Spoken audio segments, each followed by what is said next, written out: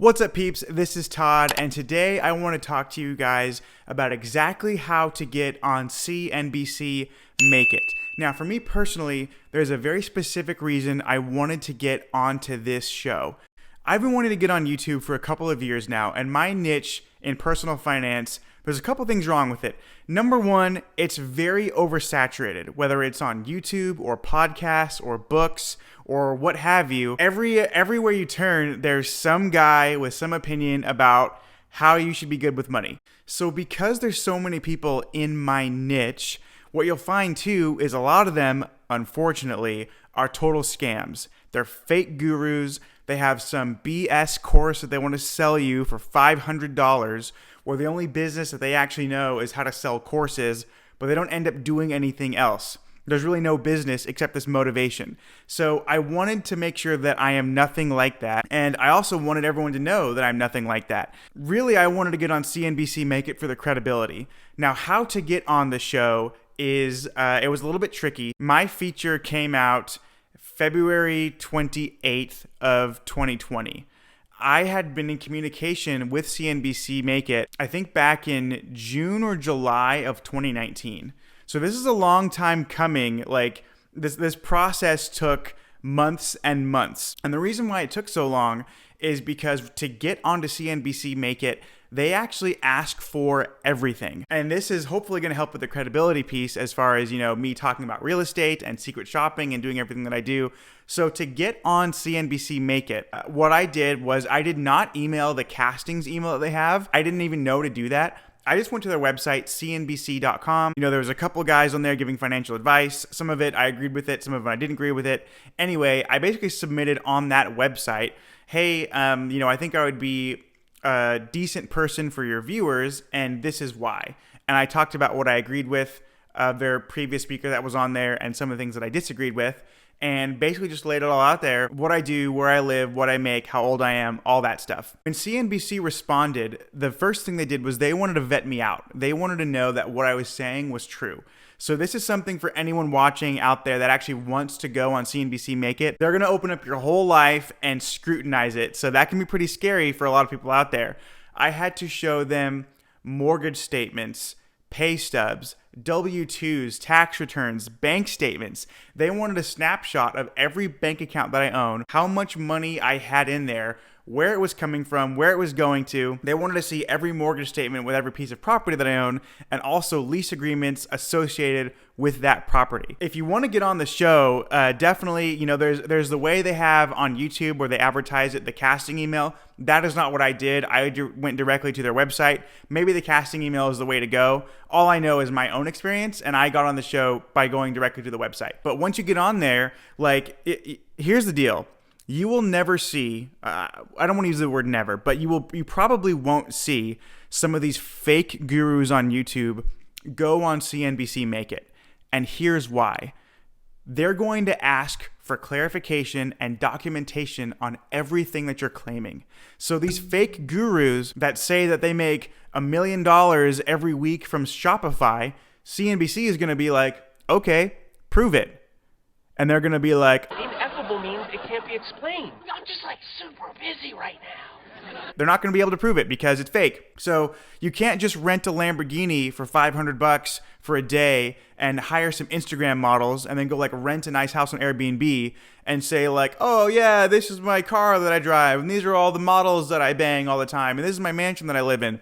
That won't fly with CNBC. You have to prove real documents. Got to show tax returns, bank statements. It's basically like you're running for president. You got to show everything. Although I guess there have been some people that have been reluctant to show their tax returns too. But I digress. That's not what this video is about. But anyway, way to get onto CNBC Make It. First, you got to make contact, whether it's with their casting email that you can find in the description of their videos, or going to cnbc.com and doing it that way through the website. Now, I don't want to give the personal email or information of the reporter that I was working with. I don't want to betray her trust and give out her contact information. If you're selected for one of their features, a reporter will be in contact with you, and that reporter you're going to work with to get on the show. Now, another thing that you have to get onto CNBC Make It is there have to be something unique about your story. Whether you're like Graham Stephan, who's a total baller and makes $1.6 million a year, or you're like some of the other guys and some of the other gals who have been on CNBC Make It, where maybe you don't make as much, but you have an interesting family life, or there's something unique about you, something that will draw viewers in. So for me personally, I think there was a couple things. One was the income and my unorthodox way of doing real estate. I rent out all of my real estate by the bedrooms. That's unique. Most people, if they're going to house hack, they live in the house and have roommates. My wife and I, we have 6 houses, but we have over 30 tenants because we rent out every single house by the bedroom. It's a lot more lucrative that way. I have systems in place to make it all work. So if you guys want more content about how to grow a house hacking empire, I'm happy to come out with all of that for free and upload it to YouTube. They wanted to see something that was unique about us. So the house hacking of the 6 properties, how young we are to own several millions of dollars worth of real estate, that was unique as well. And the biggest thing too was Airbnb. The garage that we converted into a studio apartment, I hired a graffiti artist off of Craigslist, and that will never be replicated. He came out, and I'll actually put his Instagram down below if you guys want to hire a graffiti artist and you're in the Seattle area. I found him on Craigslist. He's actually from Portland, Oregon, and he drove up here to do this job for us.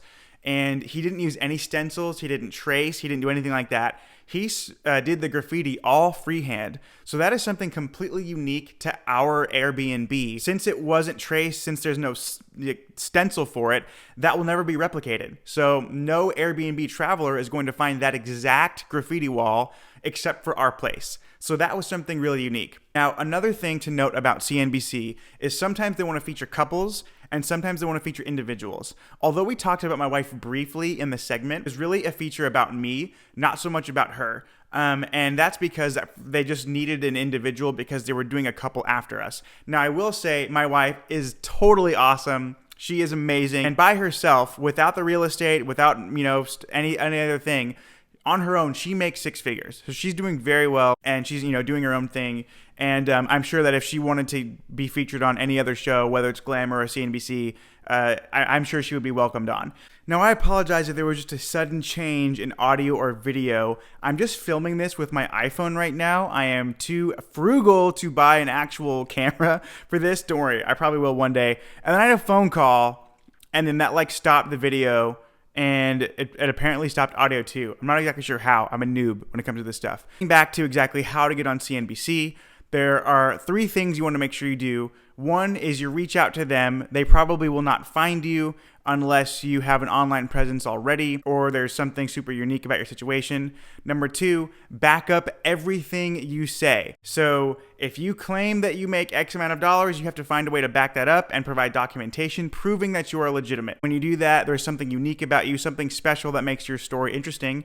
And the last thing that's going to happen is a producer or a reporter is going to get in touch with you. You're going to work with them on scheduling, on when you're going to film it, on how the feature is going to go, all of that stuff. There are features for couples. There are features for individuals. My feature, although my wife was in a little bit, it was an individual feature.